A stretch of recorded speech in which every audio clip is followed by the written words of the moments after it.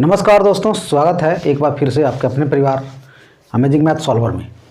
SSC NTPC group D या ALP CBT 2 के लिए हम लोग प्रैक्टिस सेट कर रहे थे। तो आज का जो हम लोग का प्रैक्टिस सेट है वो सेट नंबर 6 है। इसके पहले जो भी स्टूडेंट्स 1 to 5 नहीं देखे हैं वो जाकर चैनल पर देखिए, आपको बहुत ही कुछ सीखने को मिलेगा क्योंकि उसमें एक से एक बेहतरीन क्वेश्चन कराया गया है। तो आज अपन करेंगे सेट नंबर 6। तो पेन और पेपर लेकर तैयार रहना है और प्रैक्टिस करते रहना है। तो बिना देर के स्टार्ट करते हैं आज क्लास को। वीडियो में आगे बढ़ने से पहले एक छोटा सा रिक्वेस्ट है कि चैनल पर पहली बार आए हैं तो चैनल को सपोर्ट जरूर कीजिएगा, क्योंकि आपको सपोर्ट मुझे मोटिवेट करेगा और बेहतर से बेहतर कंटेंट लाने के लिए और इस चैनल पे काम करने के लिए। पहला क्वेश्चन आपका कॉपी के ऊपर रहा, ट्रिग्नोमेट्री का सवाल है। बहुत ही बेहतरीन क्वेश्चन है। चलिए इसको ट्राई कीजिए सभी लोग, ठीक है, और आंसर बताइए कमेंट बॉक्स में क्या हो सकता है इसका आंसर। तो यहाँ पे देखिए साइन स्क्वायर 48 है और साइन स्क्वायर क्या है 42। तो इसको अगर सॉल्व करेंगे इसको, तो यहाँ से 42 को क्या लिख सकते हैं, सब को लेके जाइए 1 डिग्री में। यहाँ पर 48 है तो इसको भी 48 बनाना पड़ेगा, ठीक है। तो इसको साइन स्क्वायर 42 को हम लोग क्या लिख सकते हैं 90 माइनस 48 डिग्री, ठीक है। अच्छा, यहाँ पे tan स्क्वायर 40 है तो इसको भी लेके जाते हैं सबको 40 में। कोसेक स्क्वायर 40 को क्या लिख सकते हैं 90 डिग्री माइनस 40 डिग्री। क्लियर है सबको। अब यहाँ पर देखिए, हालांकि सवाल है एक लाइन का लेकिन समझाना है तो थोड़ा सा लिखना पड़ेगा। देखिए साइन 90 माइनस थीटा क्या होता है कॉस थीटा, तो हो जाएगा आपका कॉस स्क्वायर 48 डिग्री, ठीक है भाई। अच्छा, ये बनेगा मेरा tan 40। कोसेक 90 माइनस थीटा क्या होता है सेक थीटा, तो ये हो जाएगा आपका माइनस सेक स्क्वायर 40 डिग्री, ठीक है। प्रैक्टिस रहेगा तो इतना लिखने की जरूरत नहीं है, हम लोग डायरेक्ट स्टेप पे पहुंच सकते हैं, ठीक है। Sine square plus cos square कितना होता है 1 हो गया, और नीचे में हो जाएगा sec square theta minus tan square theta कितना होता है 1 होता है। तो ये उल्टा है तो -1 हो जाएगा, मतलब -1 मेरा क्या हो जाएगा आंसर हो जाएगा, ठीक है भाई।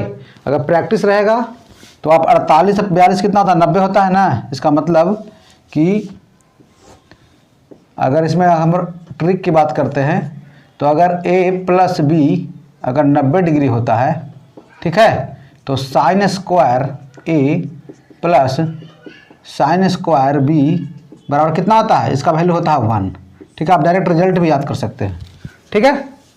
क्लियर है भाई सबको। पहला क्वेश्चन यह आरपीएफ का सवाल है, ठीक है। यह रेकरिंग का सवाल 0.123 एक पर रेकरिंग है प्लस 0.012 दो पर रेकरिंग है प्लस 3। इसका मान निकालना है, ठीक है। 4 ऑप्शन आपके सामने है। कैसे होगा सॉल्व इससे, देखिए रेकरिंग में हम लोग क्या करते हैं, सबसे पहले जो मेरा होता है पूरा नंबर लिखिए 123, और जिस पर रेकरिंग नहीं है, किस पर रेकरिंग नहीं है 12 पे, तो इतना हो जाएगा बटा 9। और किस पर रेकरिंग नहीं है 2 पर, तो 2 जीरो इसको बैठा देंगे, ठीक है भाई। और ये हो जाएगा कितना 12, ये तो -0 बटा कितना हो जाएगा 990 प्लस 3 है ही, ठीक है। अब यहाँ से करेंगे तो कितना हो जाएगा 103 में से 12 जाएगा कितना बचेगा 3 में से 2 गया 1, 111 बटा 900 हो गया, और ये हो जाएगा 12 बटा 990 प्लस 3 हो जाएगा जी।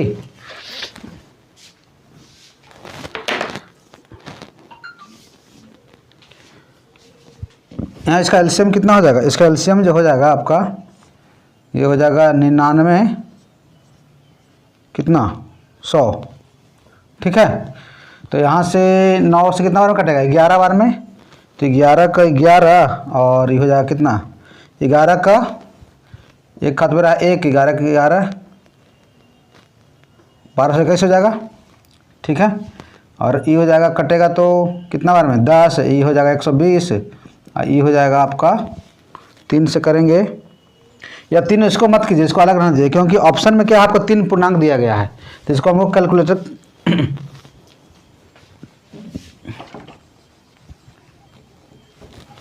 तो इसको हमको कैलकुलेट करने का जरूरत नहीं है, इसको 3 पूर्णांक है ना, तो इसको रहने दीजिए क्योंकि सर बहुत लेंदी हो जाएगा। तो हो जाएगा 3 पूर्णांक यहाँ से बनेगा, कितना बनेगा जी एक हो गया, 2 2 4, 2 1 3, 1341/99 हो जाएगा। ठीक है, तो 3 पूर्णांक बहुत अच्छा क्वेश्चन था। अगर जो बच्चा इसमें कैलकुलेशन करने की कोशिश करेगा बर्बाद हो जाएगा। ठीक है, जहाँ एलसीएम एलसीएम लेना शुरू किया बस, क्योंकि ऑप्शन क्या है, ऑप्शन को आपको देखना पड़ेगा। 3 पूर्णांक में है, मतलब खाली इसी को हमको सॉल्व करना है। ठीक है भाई, और इसको अगर पूरा एलसीएम लीजिएगा तो बहुत लंबा चला जाएगा। ठीक ना, चलिए क्लियर है सबको कैसे स्मार्ट अप्रोच से क्वेश्चन को सॉल्व करना है। तो आप ऐसे क्वेश्चन कीजिएगा, जल्दी बन जाएगा, इसको अलग से करने की जरूरत नहीं है। ठीक है, चलिए नेक्स्ट क्वेश्चन है आपका, बेलन का सवाल है कि एक बेलन की त्रिज्या उसकी ऊंचाई से 5 सेंटीमीटर अधिक है। अगर बेलन का वक्र पृष्ठ क्षेत्रफल 792 वर्ग सेंटीमीटर है तो बेलन का आयतन ज्ञात कीजिए। बेलन का आयतन निकालना है। क्या क्या दिया गया है, ऊंचाई, रेडियस है ऊंचाई से, तो अगर ऊंचाई को अगर मानते हैं x तो रेडियस कितना हो जाएगा, ये हो जाएगा x + 5, इससे 5 ज़्यादा। और बेलन का वक्र पृष्ठ क्षेत्रफल कितना होता है, कर्व सरफेस एरिया, ये होता है 2πr/h होता है, यही ना होता है। और इसका वैल्यू कितना दिया है क्वेश्चन में, इसका जो वैल्यू क्वेश्चन में है ये है 792। ठीक है, 2 पाई का वैल्यू क्या होता है 22/7, रेडियस हो जाएगा x + 5 इंटू हाइट कितना है x है। अब यहाँ से निकालना है x का वैल्यू। ठीक, तब हम लोग फिर आयतन निकालेंगे, बेलन का आयतन। ठीक है, यहाँ से निकालिए, यहाँ से अगर निकालेंगे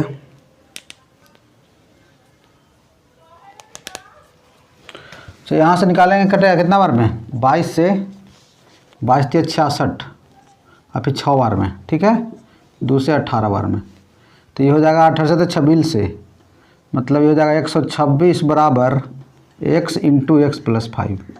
ठीक है, और x, अब यहाँ से x का वैल्यू क्या ऐसा इसमें रखें कि जो इसको सेटिस्फाई कर जाए। ठीक है, तो 126 आना चाहिए हमको, तो x बराबर क्या ऐसा रखें, तो ये होगा, आपको हिट एंड ट्रायल से करना पड़ेगा। ठीक है, तो x का वैल्यू अगर यहाँ से लेते हैं कितना, 14/26 से होता है, मतलब कि अगर यहाँ x का वैल्यू अगर 9 डालते हैं, x पर अगर 9 डालते हैं तो क्या हो जाएगा, 9 और 9 × 5 = 14 आ गया ना, सेटिस्फाई कर गया। इसका मतलब कि x का वैल्यू आ गया 9, तो हाइट कितना आ जाएगा, ये आ जाएगा 9, ये कितना आ जाएगा 9 × 5 = 14। ठीक है, तो जो बेलन का आयतन होता है वो क्या होता है, ये होता है πr² होता है। ठीक है भाई, तो पाई का वैल्यू कितना आ जाएगा 22/7, जो रेडियस कितना है तो ये हो जाएगा 14 × 14 और इंटू हाइट कितना है 9 है। ठीक, अच्छा, तो हम लोग पहले भी डिस्कस कर चुके हैं कि अगर रेडियस 7 होता है तो एरिया कितना होता है सर्कल का, अगर रेडियस 7 होता है तो एरिया होता है आपका 154, यही ना। तो यहाँ पे रेडियस कितना 14 है, तो हमको कैलकुलेट करने की जरूरत नहीं है। अगर 2 गुना है तो एरिया क्या होता है 4 गुना हो जाएगा। करने का मतलब कि डायरेक्ट भी कर सकते हैं हम लोग। ठीक है, इसका वैल्यू तो ये जाएगा 16 के 6, हाथ मेरा 1, 5 को 20, 21 की 1, 616 हो जाएगा।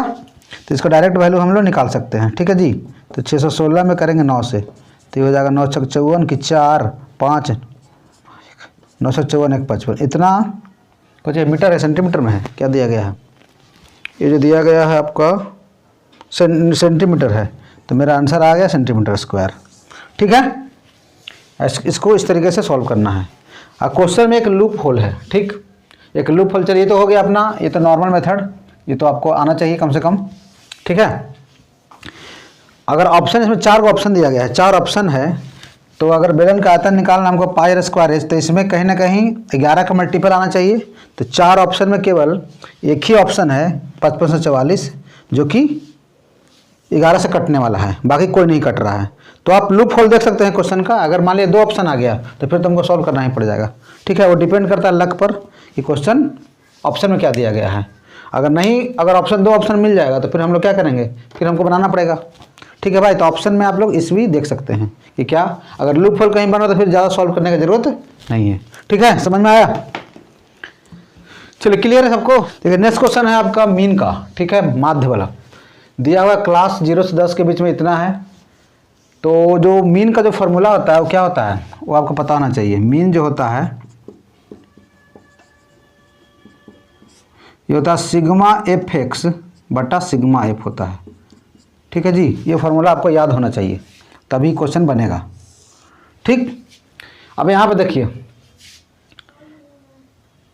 तो सबसे पहले हमको ई तो एफ है, ये तो किसका वैल्यू एफ है, और यहाँ से हमको निकालना पड़ेगा एक्स का। एक्स क्या होता है? Class mark. क्लास मार्क मतलब वर्ग चिन्ह, ठीक है, ये होता है क्लास मार्क। क्लास मार्क कैसे निकालते हैं? ये दोनों को जोड़ करके 2 से भागा, तो 0 + 10/2 कितना हो जाएगा? 5। और ये हो जाएगा कितना? 20 और 10 30/2 हो गया 15। 10 10 क्या पे आ रहा है?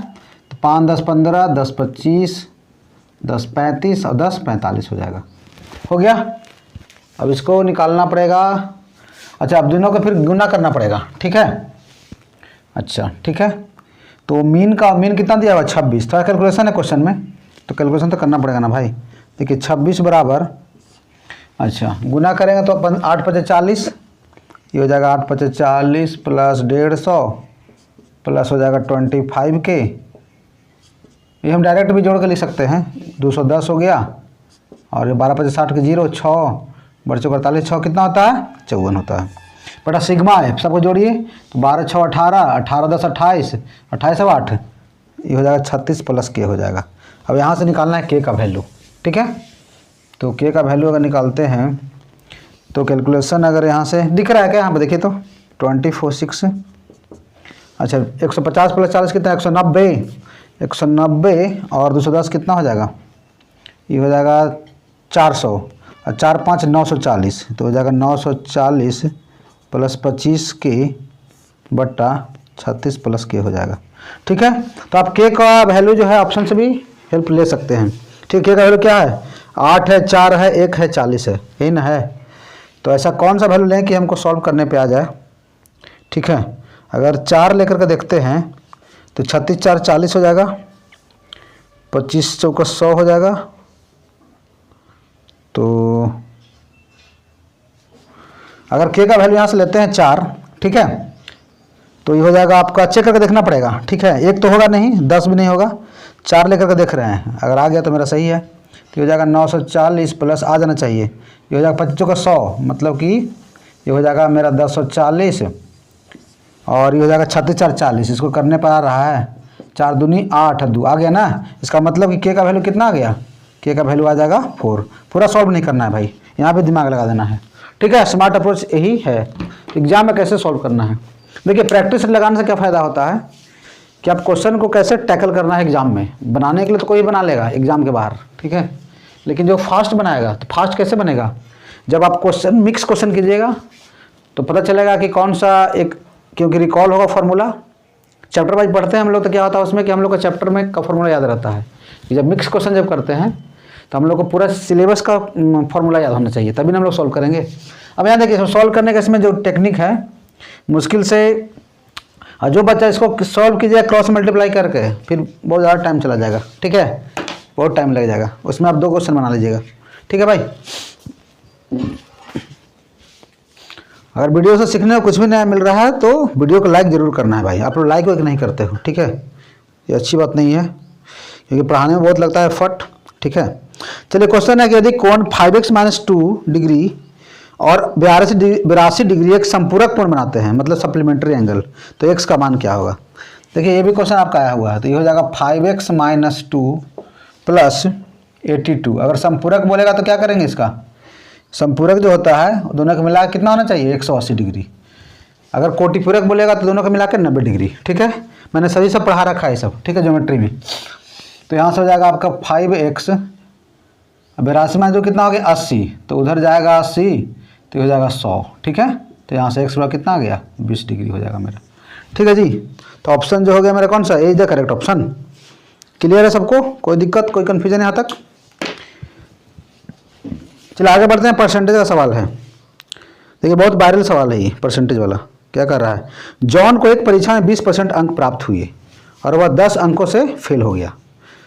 उसी परीक्षा में जैक भाई साहब को कितना मिला है? 35% अंक प्राप्त हुए, जो कि न्यूनतम उत्तीर्ण अंकों से 20 अधिक है, मतलब कि पास होने से 20 नंबर ज़्यादा लाया। तो उत्तीर्ण होने के लिए आवश्यक न्यूनतम अंकों का परसेंट ज्ञात कीजिए। चलिए बहुत ही वायरल सवाल है ये। देखिए 20% अंक लाया है और 10 अंक से फेल हो गया है, ठीक है, ठीक है जी। 20% अंक लाया है और 10 से फेल हो गया, ठीक। तो इसको पास करवा देते हैं 10 अंक दे करके बराबर। और इसको कितना मिला है, 35% अंक मिला है। ठीक है, 35% अंक मिला है और 20 अधिक लाया है, तो इसको माइनस कर देंगे, तो दोनों को पास करवा दिए। जो ज़्यादा लाया उसको भी कम कर दिए, जो फेल कर रहा है उसको भी पास कर दे रहे। अब यहाँ से 35% और 20% है, तो 20 को अगर उधर लेके जाते हैं तो 35 माइनस 20 कितना हो जाएगा, ये हो जाएगा 15%। मतलब 15% का जो वैल्यू दिया हुआ है कितना हो जाएगा, ये हो जाएगा 30। तो 1% का वैल्यू कितना हो जाएगा, 2 हो जाएगा। इसलिए 100% का वैल्यू कितना, 200। तो 200 क्या था, ये मेरा टोटल मार्क्स है। ये क्या है भाई, टोटल मार्क्स। ठीक है, पूर्णांक कितना का था। लेकिन पास होने के लिए हमको कितना चाहिए, 20% प्लस 10। तो 200 का 20% कितना होता है, 40, और 40 10 50। तो परसेंटेज जो नंबर चाहिए हमको पास होने के लिए वो क्या होता है, ये हो जाएगा आपका 50/200 गुने 100। ठीक है, एकदम बेस्ट अप्रोच है सवाल सॉल्व करने का। डबल जीरो कट गया, 2 से कितना, इसको 25% लाना पड़ेगा पास होने के लिए। बहुत ही वायरल सवाल है, बहुत रिपीटेड सवाल है ये। इसको एकदम 3 स्टार करके इसको नोट कर लीजिए। ठीक है, इसको ऐसे सॉल्व करना है, कुछ लिखना उखने की जरूरत नहीं है, डायरेक्ट इसको सॉल्व करना है ऐसे। ठीक है भाई, क्लियर है सबको। बहुत अच्छा सा सवाल है इसमें। अच्छा, एक सवाल है आपका नंबर सिस्टम का। ठीक है, नंबर सिस्टम का सवाल एकदम इम्पॉर्टेंट सवाल है। कोई धनात्मक संख्या x, y और z को 31 से विभाजित करते हैं। ठीक है, तो क्रमशः 17, 24 और 27 शेषफल प्राप्त होता है। तो जब 4x minus 2y plus 3z को 31 से विभाजित करेंगे तो रिमाइंडर क्या होगा। बहुत ट्रिकी सवाल है। देखिए, नंबर है x, y, z को हम लोग कर रहे हैं 31 से विभाजित, तो कितना कितना शेषफल आ रहा है, 17, 24 और 27। तो किसको करना है डिवाइड, इसको करना है 4x माइनस ये है मेरा 2y और ये प्लस 3z। सेम नंबर से डिवाइड करना है, तो जो रिमाइंडर होता है कितना कितना आ रहा है, तो जहाँ x का वैल्यू आ रहा है कितना 17 रिमाइंडर, तो कुछ नहीं करना है, x का वैल्यू 17 पुट कर देंगे, y का वैल्यू 24 पुट कर देंगे और z का वैल्यू कितना 27, वही मेरा, और सॉल्व करने में मेरा आंसर आ जाएगा। फिर इसको 31 से हम लोग डिवाइड कर लेंगे। ठीक है भाई, रिमाइंडर थ्योरम का क्वेश्चन है।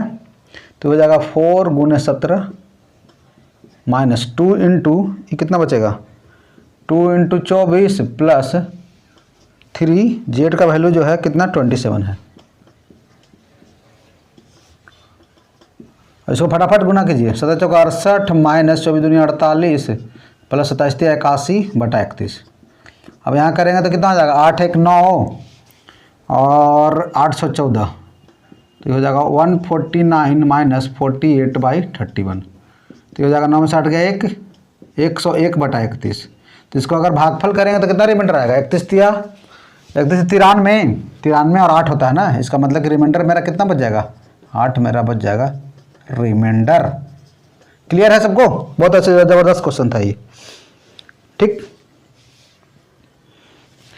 देखिए इसी टाइप का एक और सवाल है कि एक भाग प्रश्न में भाजक भागफल का 4 गुना है।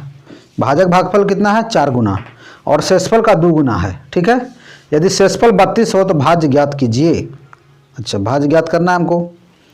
तो सबसे पहले शेषफल 32 है, भाजक भागफल का 4 गुना है और शेषफल का 2 गुना है। अच्छा, भाजक हो गया। ठीक है, भागफल का 4 गुना है और शेषफल का 2 गुना है। तो भाजक जो हो जाएगा शेषफल का 2 गुना है, तो अगर शेषफल 32 है तो इसका 2 गुना कितना हो जाएगा 64 हो जाएगा, 32 64। ठीक, और भागफल का 4 गुना है, तो यहाँ से भागफल कितना हो जाएगा, भागफल जो हो जाएगा इसको 64 को 4 से डिवाइड कर देंगे, आ गया ना इसका 4 गुना 16 चौको 64। अब में हमको निकल गया भागफल भी निकल गया, भाज्य भी निकल गया, और भागफल भी निकल गया, भाजक भी निकल गया और शेषफल भी निकल गया। तो भाज्य बराबर क्या होता है फॉर्मूला, भाज्य बराबर जो होता है मेरा वो होता है भाजक गुने भागफल प्लस शेष, यही ना होता है। डिविडेंड बराबर क्या हो जाएगा, divisor into quotient plus remainder. अब यहाँ से हमको निकालना है भाजक कितना है 64 गुने 16 प्लस कितना हो जाएगा, ये हो जाएगा 32। तो 16 चौको 64 की 4 6, 16 चौक 96, 6 कितना होता है 102 प्लस 32, यही ना हो जाएगा। तो यहाँ से हम लोग का यूनिट डिजिट से भी हम लोग बना सकते हैं, पूरा गुना करने की कोई जरूरत नहीं है। ठीक है, जैसा आप लोग का टाइम सेव करना उसे कर सकते हैं। ठीक है भाई, पूरा सॉल्व नहीं करना है। लास्ट 20 डिजिट में 6 आ रहा था, एक ही ऑप्शन था, वहाँ से लेकर के आगे बढ़ जाइए। ठीक है, चलिए एक ज़बरदस्त क्वेश्चन है आपका टाइम वर्क का। ठीक है, टाइम वर्क का एक क्वेश्चन है, लेवल का क्वेश्चन है। 16 पुरुष एक काम को 12 दिनों में पूरा कर सकते हैं। ये क्वेश्चन को जो बना देगा, ठीक है, समझ जाएंगे, तैयारी एकदम मस्त लेवल का है। 16 पुरुष एक काम को 12 दिनों में पूरा कर सकते हैं और 12 महिलाएं उसी काम को 32 दिनों में पूरा कर सकती है। ठीक है, 16 पुरुषों और 16 महिलाओं ने एक साथ मिलकर 4 दिन तक काम किया, जिसके बाद महिलाओं ने कार्य करना बंद कर दिया और 16 अतिरिक्त पुरुष काम में शामिल हो गए। तो इस स्थिति में कार्यरत पुरुषों को शेष काम करने में कितना समय लगेगा? अच्छा ठीक है, क्या क्या है, कुछ नहीं करना है, मेल से फीमेल का निकालना है रेशियो पहले। ठीक है, तो 16 मेल, चलिए मेल को एम लिख देते हैं।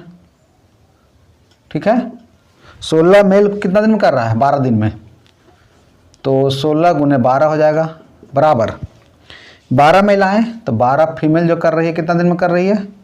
ये कर रहे 32 दिन में उसी काम को। ठीक ना, तो सबसे पहले हमको निकालना मेल से फीमेल का रेशियो, इफिशिएंसी का रेशियो। अब यहाँ से काट छाट करते हैं, 12 से 12 कट गया, 16 दूनी 32, तो यहाँ से जो मेल से फीमेल का जो रेशियो आ जाएगा वो कितना आ जाएगा? वो आ जाएगा 2:1। मतलब मेल अगर दो काम करेगा तो फीमेल कितना काम करेगी? एक काम करेगी। ठीक है, अब सवाल में देखिए क्या कह रहा है, जैसे सवाल करता है वैसे वैसे करते चल जाना है। 16 पुरुष और 16 महिलाओं ने एक साथ मिलकर 4 दिन तक काम किया। अच्छा, 16 पुरुष का, तो इसका 16 का इसका एफिशिएंसी कितना है मेल का? 2 काम करने का। तो ये जो है 16 मेल है ना, 16 मेल और 16 फीमेल, ये कितना दिन काम की है? 4 दिन ना, 4 दिन तक काम की है। ठीक है, यही ना है।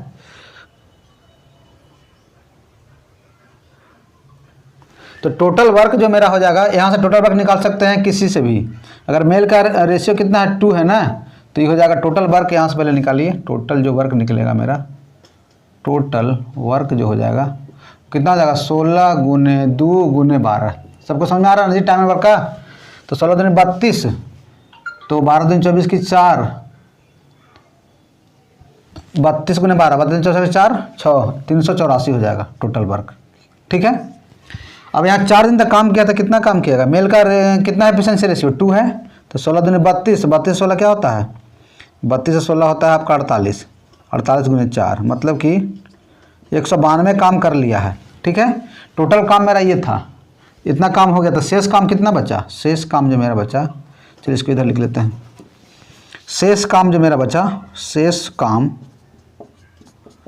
इसको हटाना पड़ेगा, तो 4 में से 2 जाएगा 2, 18 में से 9 गया 9। एकदम बेस्ट अप्रोच बता रहे हैं इस क्वेश्चन का। ठीक है, 18 में से 9 गया 9 और 2 में से 192 काम बच गया। ठीक है, 192 काम कौन कर रहा है? इसको महिलाओं ने काम करना बंद कर दिया, तो 16 अतिरिक्त पुरुष और काम में शामिल हो गए। तो पहले से तो 16 पुरुष ये था, और 16 16 32 पुरुष लग गया ना जी। अच्छा ठीक, तो बोल रहा है कि काम कितना दिन में ख़त्म होगा शेष काम को पूरा करने में। अब यहाँ से देखिए, मेल का जो इफिशिएंसी रेशियो कितना था? 2 था, तो 16 32 गुना 2 हो जाएगा ना, एफिशिएंसी से भी करेंगे ना इसको, तो ये 6 बार में कटेगा, 3 बार में कटेगा। इसका मतलब कि 3 दिन हमको लग जाएगा पूरा काम कंप्लीट कराने में। चलिए समझ में आया सवाल में कुछ नहीं था, बस लैंग्वेज से खाली खेला कर रहा था क्वेश्चन को। ठीक है, सोल्यूशन में मजा आ गया है तो एकदम लाइक करना बिल्कुल नहीं भूलना। क्वेश्चन आरआरबी टेक्नीशियन का सवाल है। ठीक है, एक दुकानदार एक पंखे की कीमत उसे क्रैमुल से 22% अधिक बताता है।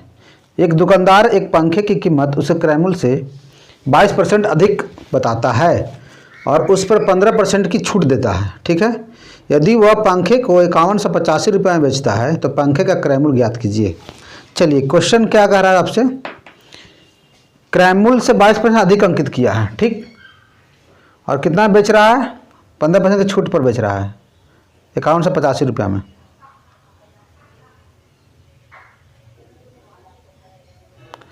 देखिए क्रैमुल अगर एक्स मानते हैं, सीपी अगर मानते हैं यहाँ से कि 1 रुपया में खरीदा होगा।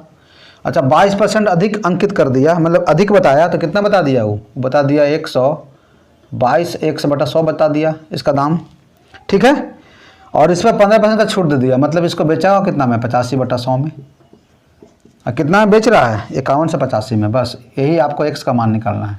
ठीक है जी, अब जितना फटाफट बना सकते हैं इसको, ठीक है, फटाफट अब यहाँ से देखिए कटेगा कुछ कुछ, काटिए। तो यहाँ से काटते हैं 5 से 17 × 5 = 85 और ये कितना और कटेगा 10 × 5 = 50 और 1 पंक्ति आई 15 3 5 7 35 17 से कटेगा, कटना चाहिए 17 × 5 = 85 17 × 6 = 2 से 102 61 बार में। ठीक है, वाह ये तो बहुत ज़बरदस्त मज़ा आ गया। ठीक है भाई, 2 से कटेगा कितना बार में, तो यहाँ से 100 बराबर जो मेरा आंसर आ गया कितना आ गया 5000 रुपया, ये मेरा आ गया क्या कॉस्ट प्राइस। ठीक है, सवाल में लग रहा था कुछ लैंग्वेज से खेला बस, लेकिन पता होना चाहिए कि जो छूट मिलता है हम लोग को किस पे मिलता है, ये जो मिलता है आपको अंकित मूल्य पर मिलता है। ठीक है, और प्रॉफिट लॉस किस पे होता है सीपी और एसपी पर। ठीक, बस यही सवाल था आरआरबी टेक्नीशियन का। ठीक है जी, मज़ा आ रहा सबको, बताइए कोई दिक्कत यहाँ तक। तो क्वेश्चन है आरआरबी एनटीपीसी का कि जब 6892, 7105 और 7531 को सबसे बड़ी संख्या 1 से विभाजित किया जाता है तो प्रत्येक स्थिति में शेषफल समान होता है, तो x के अंकों का योग क्या होगा। देखिए बड़ी से बड़ी का आ रहा है, मतलब कहीं ना कहीं एचसीएफ निकालना है। तो सबसे पहले जो नंबर मेरा दिया गया है कितना कितना है 6892 है, फिर है 7105 है, फिर है कितना 7531 है। ठीक है, तो इसमें क्या करना पड़ेगा कि सबसे पहले माइनस कीजिए सबको। ठीक है, ये दोनों को माइनस करेंगे तो कितना आ जाएगा 5 में से 2 गया 3, 10 में से 9 जाएगा 1, फिर बचेगा 10 में से 8 गया 2। ठीक है, 213, ये दोनों का डिफरेंस आया। फिर ये दोनों का डिफरेंस निकालिए तो ये हो जाएगा कॉमा हो जाएगा कितना, ये हो जाएगा 11 में से 5 गया 6। ठीक है, यहाँ बचेगा 2, 5 में से 1 गया 4। ठीक है जी, फिर अगर इसका डिफरेंस निकालते हैं तो ये बचेगा 11 में से 2 जाएगा 9, 12 में से 9 गया 3, 14 में से 8 गया 6, 639।